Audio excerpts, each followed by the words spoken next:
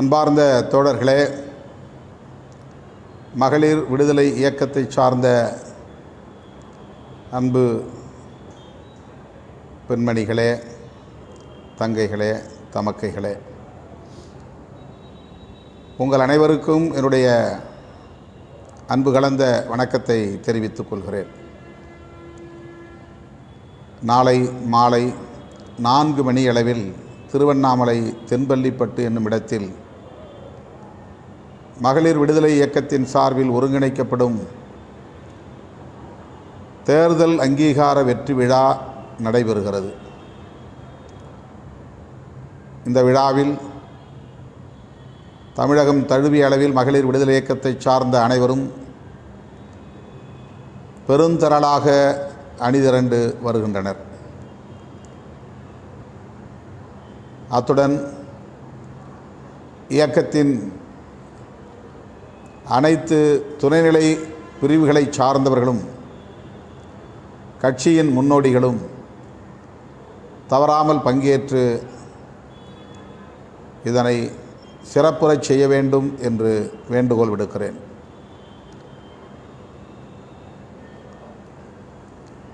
நாடாளுமன்ற கூட்டத்தொடர் நடைபெற்று கொண்டிருக்கிற இந்த சூழலில் திருவண்ணாமலை மாவட்டத்தில் நாளை நடைபெறவுள்ள அந்த வெற்றி விழா கொண்டாட்டத்திற்கு முன்னதாக அந்த இடத்தை பார்வையிடுவதற்கோ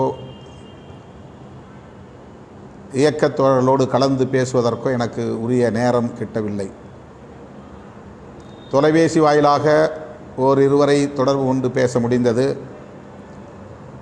தலைமையகத்திலிருந்து அங்கே தங்கியிருந்து பணியாற்றக்கூடிய முன்னணி தோழர்களோடு உரையாட முடிந்தது.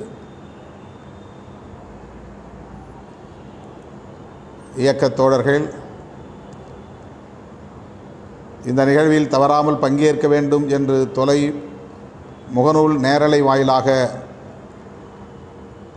ஏற்கனவே நான் கருத்துக்களை பகிர்ந்து கொண்டிருக்கிறேன். இருவரிடம் தொடர்பு கொண்டு தொலைபேசியிலே இது குறித்து விவாதித்திருக்கிறேன், வழிகாட்டியிருக்கிறேன். துண்டறிக்கைகள் மிக காலதாமதமாகத்தான் அச்சிடப்பட்டு வந்திருக்கின்றன. அதை கூட உரிய நேரத்தில் நம்மால் ஒழுங்கு செய்ய இயலவில்லை என்பது வேதனைக்குரியது. என்றாலும் கூட ஆங்காங்கே எழுச்சியோடு எல்லா ஏற்பாடுகளும் நடைபெற்று வருவதை அறிந்து பெரிதும் மகிழ்ச்சி அடைகிறேன். பல்லாயிரக்கணக்கானோர் அமரக்கூடிய வகையில் நம்முடைய மேடை மற்றும் அதற்கான களம் அமைக்கப்பட்டு வருகிறது. பல லட்சக்கணக்கான ரூபாய் செலவிட வேண்டிய ஒரு நெருக்கடியும் இருக்கிறது. இந்த செலவுகளை எதிர்கொள்வதற்காக மாவட்ட செயலாளர்களும் தங்களால் இயன்ற பங்களிப்பை தருவதற்கு உறுதியளித்திருக்கிறார்கள். ஆனால் இதுவரையில் மாவட்ட செயலாளர்கள் தலைமையக பொறுப்பாளர்களிடத்தில் எந்த நிதியும் ஒப்படைக்கவில்லை என்ற தகவலும் கிடைத்திருக்கிறது. அது மிகுந்த வலியை தருகிறது. தலைமையில் இருந்து ஒட்டுமொத்த செலவையும் நாம் எதிர்கொள்ள இயலாது. உங்களுக்கு தெரியும், கட்சி மிகப்பெரிய அரசியல் சக்தியாக பரிணமித்திருக்கிறது என்றாலும் கூட பொருளாதார வலிமையுள்ள ஒரு இயக்கமாக இன்னும் நாம் வளரவில்லை என்பதுதான் யதார்த்தமான உண்மை. ஆகவே இயக்கத்தின் முன்னோடிகள், குறிப்பாக அந்த மாவட்டத்தில் பொறுப்பேற்று இந்த நிகழ்வை ஒருங்கிணைக்கிற காரணத்தினால் மாவட்ட செயலாளர்கள் வாக்குறுதி அளித்தபடி இந்த நிகழ்வுக்கான இதர செலவுகளை ஏற்றுக்கொள்வதற்கு முன்வர வேண்டும். இந்த நிதியை அளிப்பதற்கு மேடையிலே வந்து தருவோம் என்று முடிவெடுத்தால் மேடையின் கட்டுக்கோப்பு சீர்குலைந்து போகும். மேடை மிகுந்த அழகியலோடு அமைக்கப்பட்டிருக்கிறது. மேடைக்கு பின்புறம் திருவண்ணாமலை, அந்த அருணாச்சலம் என்று சொல்லப்படக்கூடிய மலை அப்படியே முழுமையாக நாம் ஒரு பின்னணியாக வைத்திருக்கிறோம். த பேக்ட்ராப் என்று ஆங்கிலத்திலே சொல்வார்கள். திருவண்ணாமலை மலை அடிவாரத்தில் நாம் அமர்ந்து விழா நடத்துவது போன்ற ஒரு தோற்றம். அது வெறும் மலையாக காட்டினால் அது பொதுவான ஒரு இயற்கை அழகு பின்னால் இருக்கிறது என்று மட்டும்தான் புரிந்து கொள்ள முடியும் என்பதனால் திருவண்ணாமலை கோபுரத்தையும் அதன் அருகே நாம் பொறித்திருக்கிறோம். சிவசிவ என்கிற எழுத்து பொறிக்க பெற்ற திருவண்ணாமலை உயர்ந்த கோபுரம் அந்த மலையை ஒட்டி வடிவமைக்கப்பட்டிருக்கிறது. இந்த இரண்டு அடையாளங்களும் நாம் திருவண்ணாமலையில் இருந்து இந்த நிகழ்வை நடத்துகிறோம் என்பதை உணர்த்துவதற்கான குறியீடுகள் தான் என்பதை தோழர்கள் புரிந்து கொள்ள வேண்டும். அந்த மலையில் மேற்பரப்பிலே அதன் உச்சி பகுதியிலே கௌதம புத்தரின் திருவுருவத்தை பொறித்திருக்கிறோம். விசிகா தேர்தல் அங்கீகார வெற்றி விழா என்ற அறிவிப்பையும் செய்திருக்கிறோம். அதற்கும் கீழே ஒரு புறத்தில் நம்முடைய கொள்கை ஆசான்கள், பேரறிவாளர்கள், புரட்சியாளர் அம்பேத்கர், தந்தை பெரியார், மாமேதை கார்ல் மார்க்ஸ் ஆகியோரின் திருவுருவப் படங்களும், இன்னொரு புறத்தில் சமூக நீதிக்கான பெண் ஆளுமைகளாக இந்திய மண்ணில் களமாடிய மகத்தான சக்திகள், புரட்சியாளர் அம்பேத்கரின் அருமை துணைவியார் ரமாபாய், மகாத்மா ஃபூலே அவர்களின் அருமை துணைவியார் சாவித்ரிபாய், தந்தை சிவராஜ் அவர்களின் அருமை துணைவியார் மீனாம்பாள் ஆகிய மூவரின் திருவுருவ படங்களையும் நாம் பொறித்திருக்கிறோம்.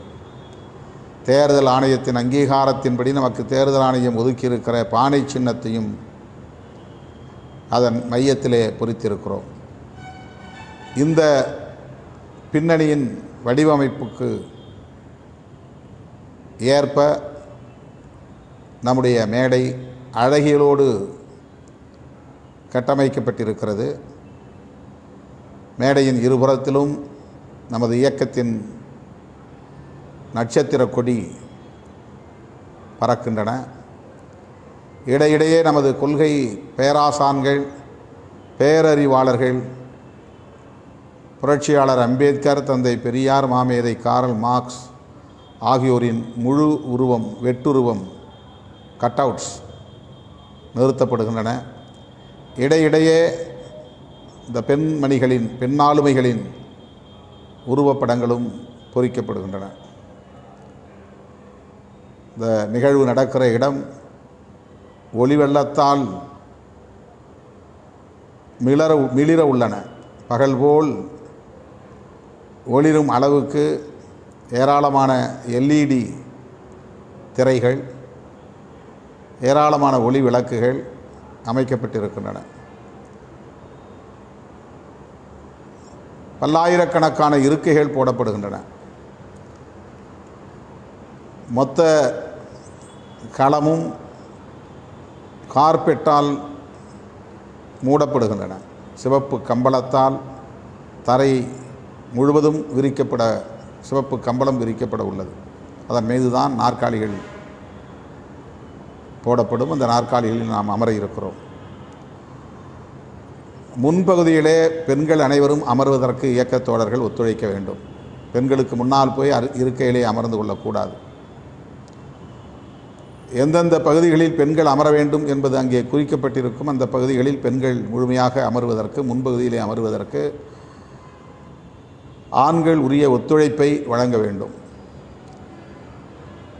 பத்திரிகையாளர்களுக்கென்று ஒதுக்கப்படுகிற இடங்களில் தோழர்கள் போய் நெருக்கடி தரக்கூடாது. அவர்களின் மேடையில் ஏறி அமர்ந்து கொண்டு அதற்கு இடையூறு தரக்கூடாது. அப்படி நெருக்கடி தந்தால் அவர்களால் அவற்றை எல்லாம் படம் பிடித்து நேரலையில் ஒளிபரப்ப முடியாது. தொலைக்காட்சிகளில் செய்தியாக ஒளிபரப்ப இயலாது. ஆகவே இயக்கத் தோழர்கள் தயவு கூர்ந்து ஊடகவியலாளர்களுக்கென்று ஒதுக்கப்படுகிற இடத்தில் போய் அமர்வதற்கு முயற்சிக்கக்கூடாது, அந்த மேடைகளில் ஏறுவதற்கு முயற்சிக்கக்கூடாது. மற்றும் ஒளி அமைப்புக்கான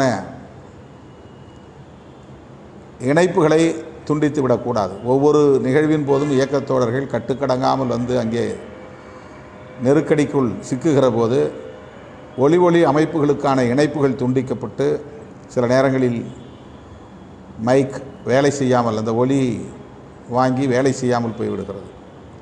சில நேரங்களில் மிக அதிகமான ஒளி விளக்குகள் திடுமென அணைந்து போகும். அதற்கு காரணம் இயக்கத் தோழர்கள் அந்த ஏற்பாட்டை செய்யக்கூடியவர்கள் இருக்கிற இடத்திற்கு போய் ஒளியை கட்டுப்படுத்துகிற மையம் என்று ஒன்று இருக்கிறது. இந்த மைக் செட் வைத்திருக்கிற இடம் அனைத்தையும் கட்டுப்படுத்துவதற்கான ஒரு மையம் இருக்கிறது. அந்த இடத்திற்குள்ளே போய் நுழைந்து தோழர்கள் அதை சீர்குலைப்பதனால் ஏற்படுகிற சிக்கல் அது. ஆகவே என் உயிரின் உயிரான விடுதலை சிறுத்தைகளுக்கு நான் விடுக்கிற வேண்டுகோள், ஊடகவியலாளர்களுக்கு என்று ஒதுக்கப்பட்டிருக்கிற இடங்களுக்கு செல்லக்கூடாது. அதேபோல் ஒளி அமைப்பை இயக்குவதற்கென்று ஒதுக்கப்பட்டிருக்கிற இடங்களில் போய் அமர்ந்து நெருக்கடியை ஏற்படுத்தக்கூடாது.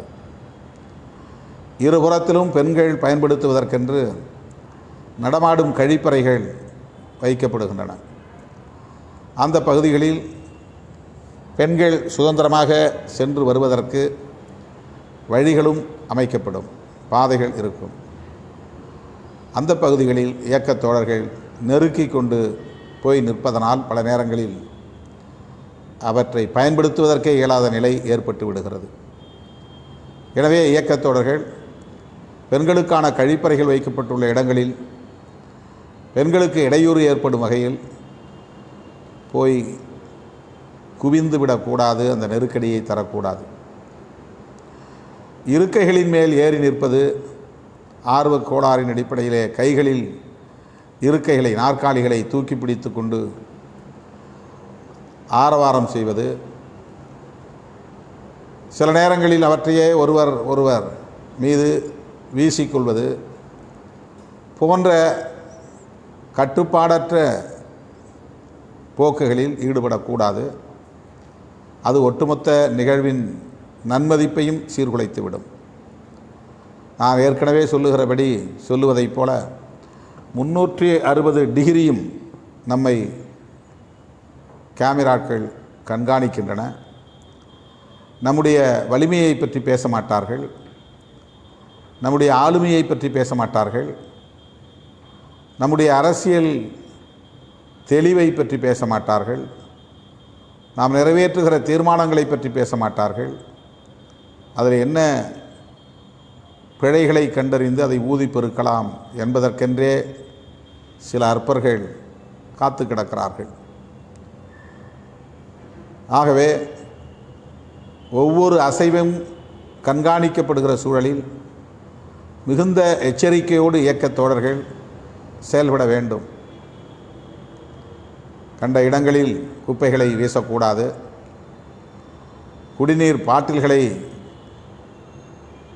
கண்ட இடங்களில் வீசக்கூடாது. அதற்கென்று சில பகுதிகள் ஒதுக்கப்பட்டிருக்கின்றன, அங்கே தான் போய் வைக்க வேண்டும் அல்லது போட வேண்டும். ஆகவே அமைப்பு வெற்றிகரமாக கட்டுக்கோப்பாக இயங்குகிறது என்பதை உறுதிப்படுத்துவதற்கு இதுபோன்ற நிகழ்வுகளில் மிகுந்த எச்சரிக்கையோடு பொதுமக்களின் நன்மதிப்பை வென்றெடுக்கக்கூடிய வகையில் செயல்பட வேண்டும். மாநாடுகளுக்கு வருகிற போது கவனமாக, பாதுகாப்பாக வண்டிகளில் வர வேண்டும். வழிகளில் ஆங்காங்கே வண்டிகளை நிறுத்தி உணவு அருந்துகிறோம் அல்லது தேநீர் அருந்துகிறோம் என்கிற பெயரில் கடைக்கண்ணிகளிலே பிரச்சனைகளுக்கு இடம் தந்து விடக்கூடாது. பொதுமக்களுக்கு இடையூறு தந்துவிடக்கூடாது. வீட்டிலிருந்து கிளம்பினால் நிகழ்ச்சி நடக்கிற இடத்திற்கு தென்பள்ளிப்பட்டுக்கு வந்து சேர வேண்டும். நிகழ்ச்சி முடிந்த பிறகு வீடு திரும்ப வேண்டும். வந்தவர்கள் 4 மணிக்கே வந்தாலும் கூட நான் பேசுகிற வரையில் நீங்கள் இருந்து நிகழ்ச்சியை ஒவ்வொரு நிகழ்ச்சியிலும் சிறப்பிக்கிறீர்கள். அதற்காக நான் இன்றைக்கும் நன்றி கடன் பட்டுள்ளேன். எல்லா நிகழ்ச்சிகளிலும் அதை வெற்றிகரமாக நிகழ்த்தி காட்டி வருகிறீர்கள்.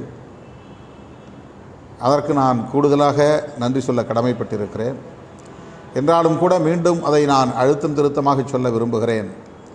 நிகழ்ச்சி நிறைவு பெறுகிற வரையில் அவரவர் அமர்ந்த இருக்கைகளில் அமர்ந்தே இருந்து நிகழ்ச்சியை சிறப்பிக்க வேண்டும்.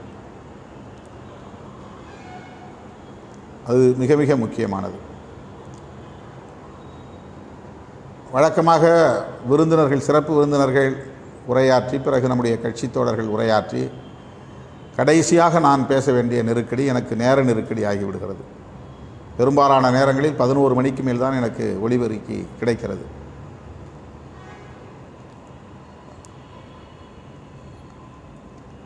ஆகவே கடைசியாகத்தான் நான் பேசுவேன் என்று மிக தாமதமாகவும் வரக்கூடாது.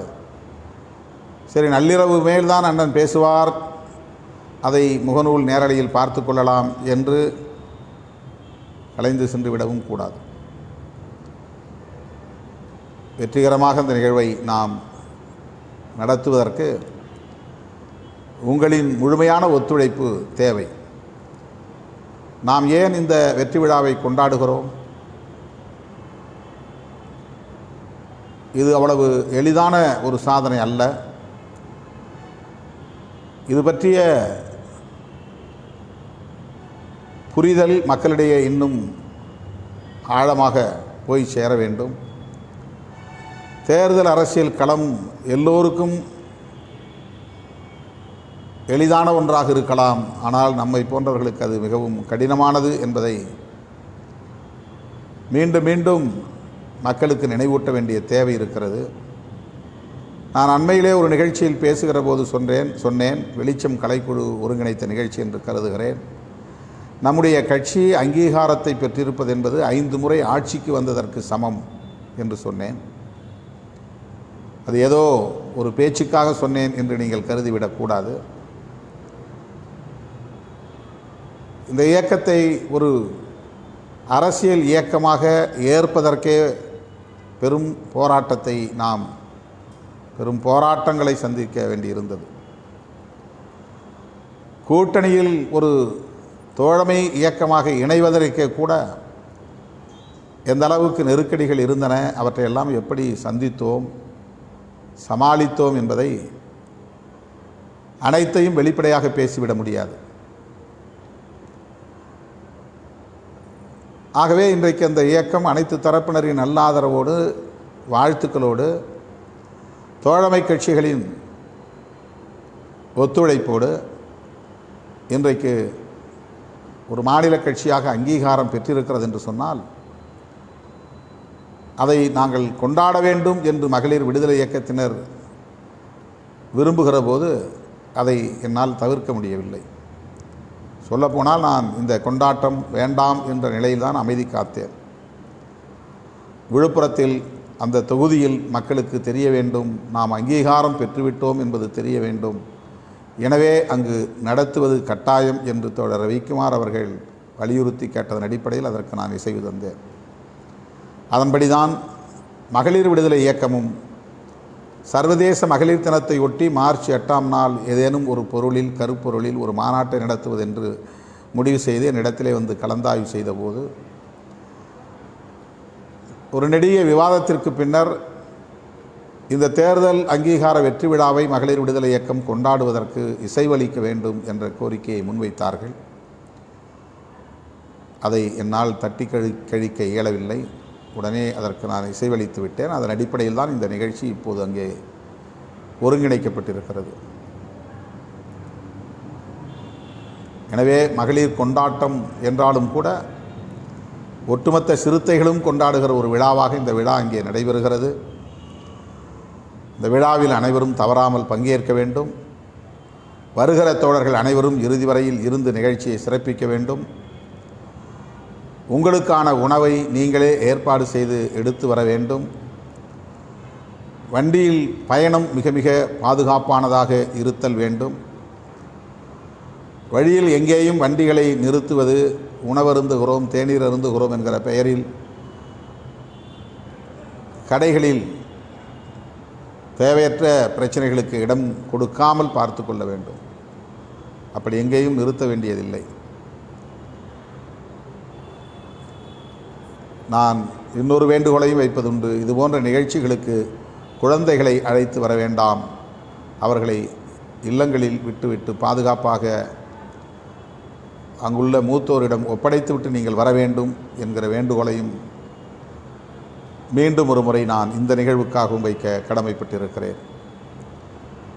திருவண்ணாமலை மாவட்ட செயலாளர்கள் இந்த நிகழ்ச்சியை வெற்றிகரமாக நடத்த வேண்டும். இதற்கான செலவுகளில் உங்களின் பங்களிப்பு மிக மிக முக்கியத்துவம் வாய்ந்தது. தலைமைக்கு இதிலே ஒரு நிதிச்சுமையை ஏற்படுத்தி விடாதீர்கள். ஏற்கனவே மகளிர் விடுதலை இயக்கத்தின் சார்பில் நடத்திய மது மற்றும் போதைப்பொருள் ஒழிப்பு மாநாட்டின் போது மகளிருக்கென வழங்கப்பட்ட சீருடை மிகப்பெரிய தாக்கத்தை அரசியல் அரங்கில் ஏற்படுத்தியது. அந்த சீருடைகளை வைத்துள்ள தோழர்கள், பெண்மணிகள் அந்த சீருடைகளை அணிந்து வர வேண்டும் என்று நான் கேட்டுக்கொள்கிறேன். அந்த சீருடைகளுக்காக தர வேண்டிய, தலைமைக்கு ஒப்படைக்க வேண்டிய நிதியே இன்னும் பெருந்தொகை நிலுவையில் நிற்கிறது. பல தோழர்கள் நாங்கள் மாநாடு முடிந்ததும் தருகிறோம் என்று கேட்டு வாங்கினார்கள். ஆனால் அது இன்னும் பாக்கியாக இருக்கிறது. எனவே அப்படி ஒரு நிதி சுமையை தலைமைக்கு கொடுத்துவிட வேண்டாம் என்ற வேண்டுகோளையும் இந்த நேரத்தில் நான் வைக்கிறேன். அடுத்து வண்டிகளை எங்கே நிறுத்த வேண்டும் என்பதற்கான அறிவிப்பு. வேலூர், கிருஷ்ணகிரி, தருமபுரி, ராணிப்பேட்டை, செங்கல்பட்டு, காஞ்சிபுரம் ஆகிய பகுதிகளிலிருந்து வருகிற வண்டிகள் மேடைக்கு வலதுபுறம் வர வேண்டும். தென் மாவட்டங்களிலிருந்து வருகிற வண்டிகள் மேடைக்கு பின்புறம் வந்து அங்கே நிறுத்த வேண்டும். காவல்துறையினரும் இயக்கத்தோழர்களும் உரிய வழிகாட்டுதலை தருவார்கள். மீண்டும் சொல்லுகிறேன், வட மாவட்டங்களிலிருந்து குறிப்பாக வேலூர், கிருஷ்ணகிரி, தருமபுரி, ராணிப்பேட்டை, செங்கல்பட்டு, காஞ்சிபுரம், சென்னை போன்ற பகுதிகளில் இருந்து வருகிற வண்டிகள் அனைத்தும் மேடைக்கு வலதுபுறமாக விட வேண்டும். தென் மாவட்டங்களிலிருந்து வருகிற வாகனங்கள் அனைத்தும் மேடைக்கு பின்புறமாக நிறுத்த வேண்டும். இந்த அளவுக்கு என்னுடைய கருத்துக்களை உங்களோடு பகிர்ந்து கொள்கிறேன். நாளை நாம் மேடையில் சந்திப்போம். மேடையில் எல்லோரும் ஏற வேண்டும் என்று முயற்சிக்க வேண்டாம். இந்த நிகழ்ச்சிக்கான ஒருங்கிணைப்பு குழுவை சார்ந்தவர்களே, முதன்மை செயலாளர் ஏசி பாவரசு, தலைமை நிலைய செயலாளர்கள் உள்ளிட்ட அத்தனை பேரும் மேடைக்கு எதிரே அமருகிறார்கள். மகளிரணியை சார்ந்த சிலர் மட்டுமே மேடையில் அமர்வதற்கு வாய்ப்பு உண்டு. திராவிட முன்னேற்றக் கழகத்திலிருந்து மட்டும் 3 பேரை நாம் சிறப்பு விருந்தினர்களாக அழைத்திருக்கிறோம். மருத்துவர் கம்பன், நாடாளுமன்ற உறுப்பினர் CN அண்ணாதுரை, கலசப்பாக்கம் தொகுதியின் சட்டமன்ற உறுப்பினர் பேசூத்தி சரவணன் ஆகியோர் இந்த நிகழ்வில் பங்கேற்று உரையாற்ற இருக்கிறார்கள். மற்றும் சுந்தரவள்ளி அவர்களும் கவிதா முரளிதரன் அவர்களும் இதில் பங்கேற்று தோழர் கவின்மலர் அவர்களும் சிறப்புரை ஆற்ற இருக்கிறார்கள். தேன்மொழிதாஸ் அவர்கள் ஒரு கவிதை வாசிக்க இருக்கிறார். புதுவை சித்தனின் மக்கள் இசை 4 மணிக்கே தொடங்கிவிடும். அந்த இசை நிகழ்வில் நம்முடைய கட்சியின் பொறுப்பாளர்களும் பங்கேற்று சில பாடல்களை பாட இருக்கிறார்கள். பரதநாட்டியம் நடத்த இருக்கிறார்கள். எனவே சரியாக 4 மணிக்கு இசை நிகழ்ச்சியோடு இந்த விழா தொடங்க இருக்கிறது. காலம் தாழ்ந்து வர வேண்டும் என்று எண்ணாமல் 4 மணிக்கே வந்து சேர வேண்டும் என்று அழைப்பு விடுக்கிறேன்.